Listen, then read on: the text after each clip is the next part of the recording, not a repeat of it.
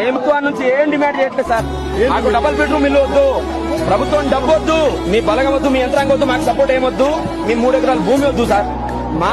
మా చైత్రను ఎలా చేసిర్రో ఆ నిందితుడు అలానే చేయాలి సార్. రోడ్డు మీద లేదా ఎన్కౌంటర్ చేయాలి సార్. అప్పుడే మాకు న్యాయం. మీరు బంగారాలు ఇవ్వండి, మీరు కోట్లు ఇవ్వండి, లక్షల కోట్లు ఇవ్వండి సార్, మాకు అవసరం లేదు సార్.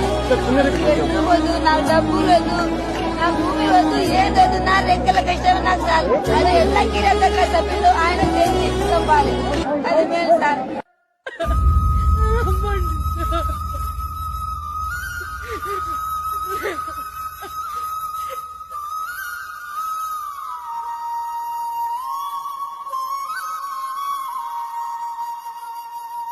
ఆకాశం తాకే నీ ఆక్రందనలు మనసారా వినువారెవరు, నిట్టూర్పుల నలిగే నీ గుండెల దిగులు సవరించే మనవారెవరు, కళమారుతున్నది